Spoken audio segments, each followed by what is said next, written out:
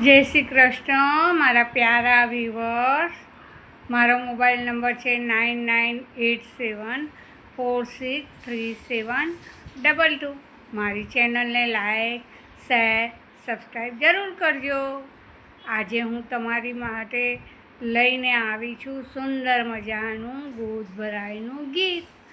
હવે જ્યારે ગોદ ભરાઈ હોય ત્યારે ઘરનું વાતાવરણ હસી ખુશી હોય અને હે રાંદલમાં આજે જેને ગોદ ભરાય હોય એને સુંદર મજાના તું આશીષ આપજે, જેથી એમને સ્વસ્થ અને હેલ્ધી બાળક આવે. જય શ્રી કૃષ્ણ. હવે રજૂ કરી રહીશું સુંદર મજાનું ગીત. ધણ ઊભા ઊભા સજે છે શણગાર, ત્યાં આવ્યા એમના સ્વામી ભરથાર. કેમ નથી બોલતા ઘરની નાર, આપણા તે ઘરમાં કોના કોના રાજ. આપણા તે ઘરમાં સાસુજીના રાજ. સાસુજીને યાત્રા કરવા મોકલી દો મારા નાથ, તો તમ સાથે બોલું ભરથાર. ધણ ઊભા ઊભા સજે છે શણગાર, ત્યાં આવ્યા એમના સાસુ સ્વામી ભરથાર. કેમ નથી બોલતા ઘરની નાર, આપણા તે ઘરમાં કોના કોના રાજ. આપણા તે ઘરમાં સસરાજીના રાજ. સસરાજીને પેઢીમાં મોકલી દો મારા નાથ, તો તમ સાથે બોલું ભરથાર. ધણ ઊભા ઊભા સજે છે શણગાર, ત્યાં આવ્યા એમના સ્વામી ભરથાર. કેમ નથી બોલતા ઘરની નાર, આપણા તે ઘરમાં કોના કોના રાજ. આપણા તે ઘરમાં દિયરને દિયરજીના રાજ. દિયરને કોલેજ કરવા મોકલી દો ભરથાર, તો તમ સાથે બોલું ભરથાર.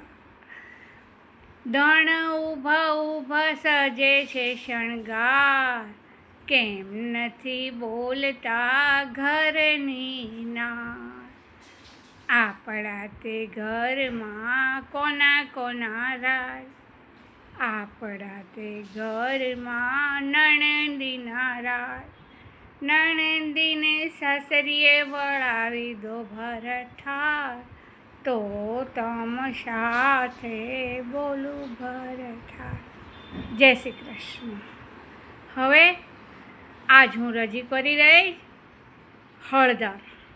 હળદર માટે હળદરના ઘણા બધા ગુણો હોય છે. માની લો કે આપણે ફૂલ ઝાડ વાવીએ તો એની અંદર જીવાત ન પડે એટલે દરેક ફૂલ ઝાડ વાવતી વખતે થોડી હળદર એની અંદર ઉમેરીએ તો આપણા જે ઝાડવા હોય એ સ્વસ્થ રહે, મસ્ત રહે, લીલાછમ રહે ને પરિવાર લીલોછમ રહે. પછી રજૂ કરી રહી લીમડા. લીમડો એવી વસ્તુ છે કે કડવો છે લીમડો, પણ એની મીઠી છત્રછાયા. જે લીમડાની જે છાલ હોય એને રાતના પલાળીને કરિયાતા સાથે પીવે એને કોઈ દિવસ તબિયત બગાડતી નથી. પછી રાતના મચ્છર બહુ કાટતા હોય તો લીમડાની ધુમાડી કરે તો એ જતા રહે છે. પછી બીજું કે લીમડાની અંદર એવા ગુણ છે કે આપણે અનાજ જે હોય એ અનાજની અંદર આપણે નાખીએ લીમડાના પાન તો 12 મહિના સુધી જે કંઈ સ્ટોર કરવું હોય એ બગડતું નથી. આ રીતના લીમડા અને હળદરના ગુણો છે. હળદરની અંદર છે તે ગોળ સૂંઠ મિક્સ કરીને પીવાથી ગોળી વાળીને લેવાથી ઉધરસ થતી નથી. જય શ્રી કૃષ્ણ મારા પ્યારા દોસ્ત. હવે રજૂ કરી રહી છું આપણે રવાની ખીર. રવાની ખીર બનાવવા માટે જોશે 1 ટેબલ સ્પૂન રવો, 1 લીટર દૂધ, હવે ને થોડું ઘીને ગરમ કરો.